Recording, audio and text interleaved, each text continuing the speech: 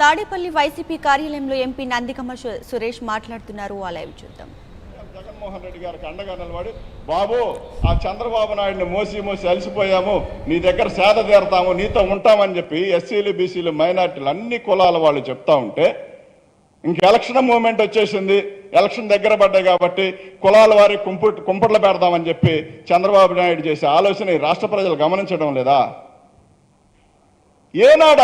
ఏనాడన్నా ఇదిగో ఎస్సీలకి ఈ రకంగా నేను అంత మేలు చేశాను ఏడని చెప్పుకోవడానికి ఉందా? మేనిఫెస్టోలో మాత్రం ఉచితంగా ఇచ్చేయే కదా, ఏదో ఒకటి మాట్లాడేసేదే కదా, నోటికొచ్చింది రాసుకోవడమే కదా అని చెప్పి మేనిఫెస్టోలో ఇష్టానుసారంగా పోయినసారి 600 హామీలు ఏ రాష్ట్రంలో చూసామా మనం? 600 హామీలు ఇచ్చాడు చంద్రబాబు నాయుడు. ఏనాడన్నా చూసామా? జగన్మోహన్ రెడ్డి గారు 9 హామీలు ఇచ్చి నవరత్నాలు అని చెప్పి కంప్లీట్గా 95% మరి ఆయన వాళ్ళ మరి ప్రజలందరికీ కూడా పథకాలు అందిస్తూ ఉంటే ఇచ్చిన హామీలను నెరవేర్చుకుంటా ఉన్నారు. జగన్మోహన్ రెడ్డి గారు వైనాట్ 175 అంటే మీరు అందరూ ఫీల్ అయ్యారు. మీరు 20% కూడా 20% పథకాలు కూడా అమలు చేయని వ్యక్తులు 150 సీట్లు కొడతామంటే 98% మరి నా హామీలను నెరవేర్చిన వ్యక్తి వైనాట్ 175 అంటే ఆశ్చర్యం ఏముంది? అది కదా చూసుకొని ఆయన మాట్లాడుతూ ఉంది.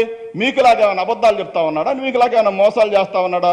చేయగలిగేది చెప్పాడు, చేసేది చెప్పాడు, చేస్తా ఉన్నారు ఈ రాష్ట్రానికి. ఎస్సీలంటే నా బంధువులు అని చెప్పుకునే జగన్మోహన్ రెడ్డి గారు ఎక్కడ? ఎస్సీలంటే వాళ్ళు పనికిరారని, చదువుకోరని రకరకాల మాటలు మాట్లాడిన చంద్రబాబు నాయుడు ఎక్కడ? వాళ్ళ నాయకులు ఎక్కడ? ఒకసారి గమనించండి. మోసపూరితమైన సభ ఒకటి పెట్టుకొని నిన్న ఆ సభలో మీ ఇష్టానుసారంగా మీరు మాట్లాడుకుంటే రాష్ట్ర ప్రజలు ఎవరున్నారు? రాష్ట్ర ప్రజలు ఏమనుకుంటున్నారు? రాష్ట్ర ప్రజలు మన గురించి ఏమనుకుంటున్నారు ఆలోచించాలి కదా. ఏనాడైనా ఏ కులానికైనా మేము ఇది చేశాం అని చెప్పే చంద్రబాబు నాయుడికి దమ్ముందా? కానీ జగన్మోహన్ రెడ్డి గారు ఈ రాష్ట్రంలో కూర్చొని ఈ ఆంధ్రప్రదేశ్కి అవసరాలు ఏమున్నాయి, ఈ రాష్ట్రంలో ఏ కులాలు ఉన్నాయి, ఏ కులాలకు ఎంత చేయాలి మనం, ఏ కులానికి అని చెప్పి ఒక డైరీ రాసుకొని, డైరీ ఎదురు పెట్టుకొని ఇన్ని కులాలు ఉన్నాయి, ఇంతమందికి మేలు చేయాలి, ఇంతమందికి మనం ఇంత హామీలు ఇచ్చాం కాబట్టి ఇంతమందికి ఇన్ని రకాలుగా ఆదుకుంటే వీళ్ళందరూ కూడా భవిష్యత్తులో మారుతాయి అని చెప్పి జగన్మోహన్ రెడ్డి గారు చూస్తూ ఉన్నారు.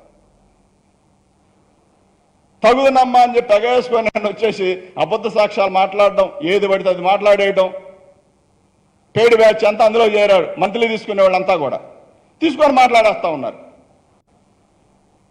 కాబట్టి గమనించండి, మీరు సభ పెట్టుకునేటప్పుడు మీ గురించి పొగుడుకోండి, ఎవడో కాదండో. కాబట్టి రాష్ట్రాన్ని ఎస్సీలని మేము ఆదుకున్నాం, మళ్ళీ ఆదుకుంటాం. ఒక్కటే మాట చంద్రబాబు నాయుడు స్ట్రైట్గా ఆలోచించాల్సింది ఏంటంటే, నేను గతంలో మీ అందరికీ మేలు చేశాను కాబట్టి మళ్ళీ ఇప్పుడు నేను మేలు ఇదే స్థాయిలో మీకు మేలు చేస్తాను కాబట్టి మీరు నాకు ఓట్లేయండి అని చెప్పే దమ్ము చంద్రబాబు నాయుడుకు ఉందా? అలా అడుగు. కానీ జగన్మోహన్ రెడ్డి గారు అంటా ఉన్నారు, నేను మేలు చేశాననుకుంటేనే నాకు ఓటేయండి, లేదా చాయిస్ ఎవర్స్ అంటున్నాడు.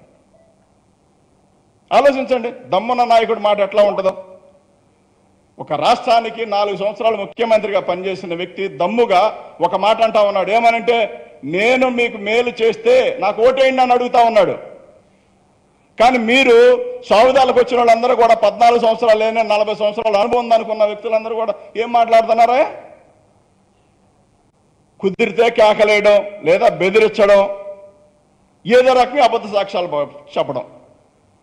చంద్రబాబు నాయుడు అబద్ధ సాక్ష్యం మాట్లాడతాడు, అబద్ధాలు మాట్లాడతాడు అనుకున్నా. ఆయన కడుపును పుట్టిన లోకేష్ కూడా అదే అబద్ధాలు మాట్లాడుతూ ఉన్నాడు. అంటే వారసత్వం ఏడవబోద్దు అన్నట్టు. లోకేష్ అనేవాడికి జగన్మోహన్ రెడ్డి గారిని విమర్శించే స్థాయి ఉందా? ఒక ఎమ్మెల్యేనా? అడ్డదారిలో గెలిచావు, ఎక్కడైనా ఇదిగో ఈ రకంగా నాకు ఎమ్మెల్సీ తీసుకున్నాను నేను. రాజన్న సిరిసిల్ల జిల్లాలో మంత్రి కేటీఆర్